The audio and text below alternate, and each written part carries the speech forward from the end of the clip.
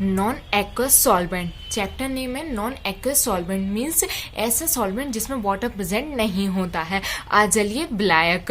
तो इसमें फर्स्ट हमारे पास इंपॉर्टेंट क्वेश्चन आता है, एग्जाम में भी पूछा जाता है और लॉन्ग में पूछा जाता है, non aqueous solvent, what is non aqueous solvent?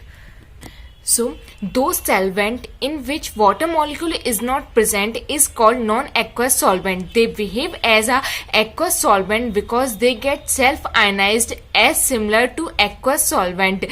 Therefore, all acidic and basic reaction will be possible in non-aqueous solvent.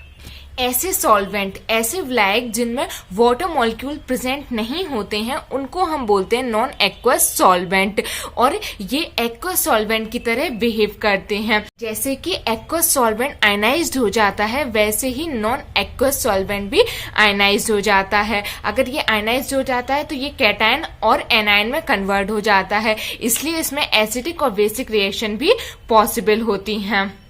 यहाँ पर हमारे पास एग्जाम्पल भी दिया हुआ है, यहाँ पर ये H2O है, ये तो हमारे पास एक्वस सॉल्वेंट हो गए क्योंकि इसमें तो वाटर मॉलिक्यूल प्रेजेंट है। जो हमने इसको हीट किया और ये रिवर्सेबल भी होते हैं, तो ये आयनाइज्ड हो गए, कैटायन और एनायन में आयनाइज्ड हो गए। ऐसे ही लिक्विड NH3 लिया, ये नॉन एक्वस सॉल्वेंट होता है, इसमें वाटर मॉलिक्यूल प्रेजेंट नहीं होते हैं। जो हमने इसको हीट करके आयनाइज्ड किया तो ये आयनाइज्ड हो गए, H पॉजिटिव है और NH2 नेगेटिव में ये आयनाइज्ड हो गए। ये आयनाइज्ड हो जाते हैं, इस वजह से इनमें एसिडिक और बेसिक रिएक्शन पॉसिबल हो जाती है। There are some reaction will not possible in aqueous solvent whereas they get possible in non-aqueous solvent.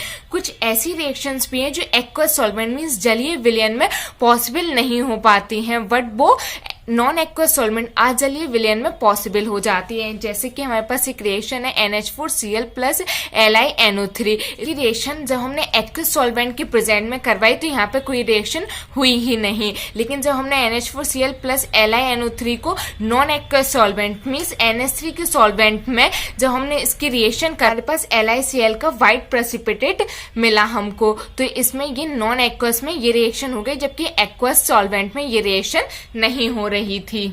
Next है हमारे पास क्लासिफिकेशन ऑफ सॉल्वेंट। अब यहाँ पे जो सॉल्वेंट है उनको कई टाइप्स में क्लासिफाई भी किया गया है, तो अब हम उनकी स्टडी करेंगे कि जो नॉन एक्वस सॉल्वेंट है उनको कितने टाइप में क्लासिफाई किया गया है। Solvent classify by following way into 3 classes. वैसे तो इसको 3 क्लास में क्लासिफाई किया गया है। तो सबसे पहले है प्रोटॉन बेस्ड क्लासिफिकेशन, ये हमारा फर्स्ट है। सेकेंड है हमारे पास पोलर और नॉन पोलर सॉल्वेंट, ये सेकेंड क्लासिफिकेशन है। थर्ड है हमारे पास aqueous and non aqueous solvent. इस टाइप से 3 टाइप्स में इसको क्लासिफाई किया गया है। अब हम यहाँ पर सबसे पहले इनकी क्लासिफिकेशंस की स्टडी कर लेते हैं कि इनको कितने टाइप से क्लासिफाई किया गया है। तो हमारे पास है नॉन एक्वस सॉल्वेंट, ठीक है, इसको हमने 3 क्लास में क्लासिफाई किया हुआ है, ठीक है। तो यहाँ पे इसका फर्स्ट, यहाँ पे सेकंड और यहाँ पे ये थर्ड, ठीक है। तो फर्स्ट में हमारे पास है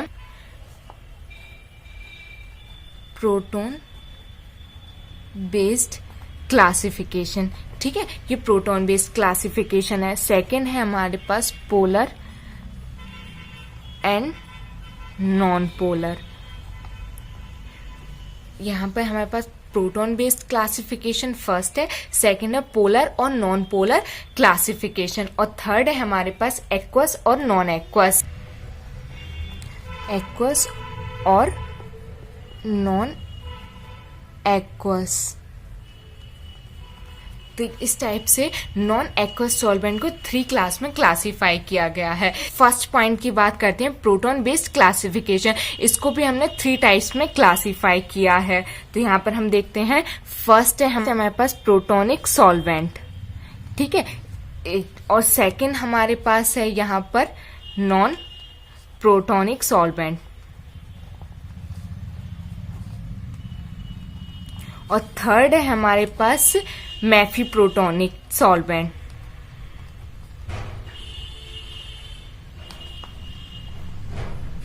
इस टाइप से नॉन एक्वस सॉल्वेंट की जो फर्स्ट पॉइंट में प्रोटॉन बेस्ड क्लासिफिकेशन था उसको 3 पार्ट्स में क्लासिफाई किया गया। Proton solvent, non protonic solvent और मैफी प्रोटोनिक सॉल्वेंट। अब यहाँ पे जो हमारे पास प्रोटोनिक सॉल्वेंट है इसको 2 पार्ट्स में क्लासिफाई किया गया है, तो यहाँ पर हम इसके 2 पार्ट्स बना देते हैं। यहाँ पर इसको एसिटिक सॉल्वेंट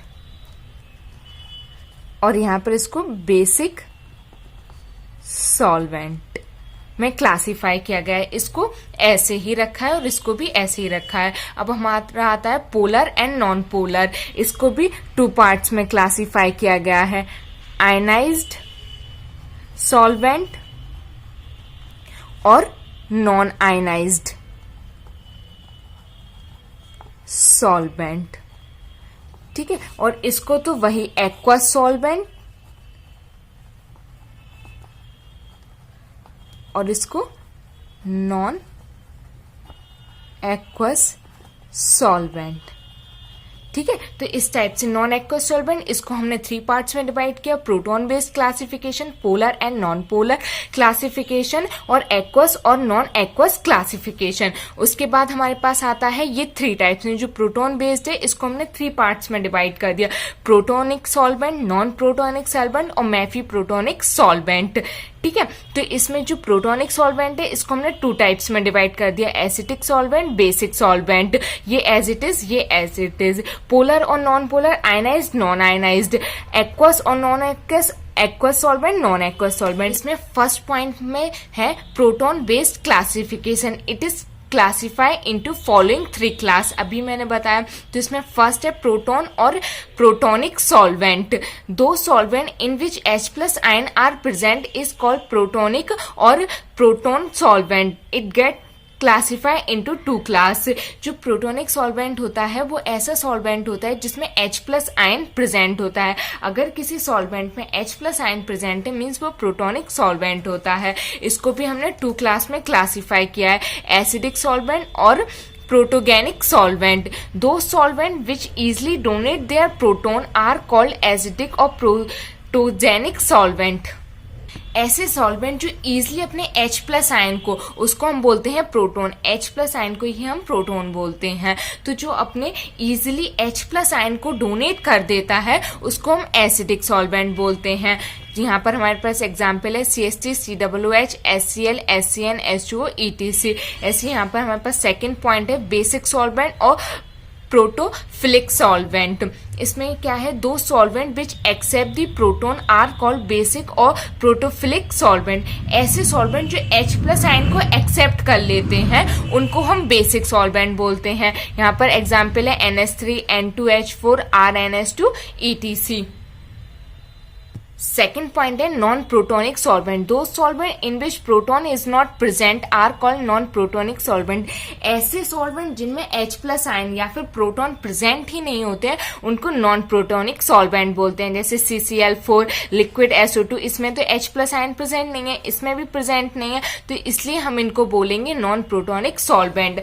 अब थर्ड है हमारे पास मैफी प्रोटोनिक सॉल्वेंट। दो solvent which behave as both of the proton acceptor और proton donor are called amphi protonic solvent. ऐसे सॉल्वेंट जो दोनों को ही रिप्रेजेंट करते हैं, जो प्रोटोन एक्सेप्टर भी होते हैं और प्रोटोन डोनर भी होते हैं, उनको मैफी प्रोटोनिक सॉल्वेंट कहते हैं। उभयधर्मी, जिनमें दोनों की ही प्रॉपर्टीज प्रेजेंट हो, जैसे कि H2O solvent, liquid NH3, ETC। ये आयनाइज हो जाता है पॉजिटिव में भी निगेटिव में भी, ये भी आयनाइज हो जाता है कैटायन और एनायन में, इसलिए इसको हमने मैफी प्रोटोनिक सॉल्वेंट कहा है। ठीक है, इसके बाद सेकंड क्लासिफिकेशन है polar and non polar solvent.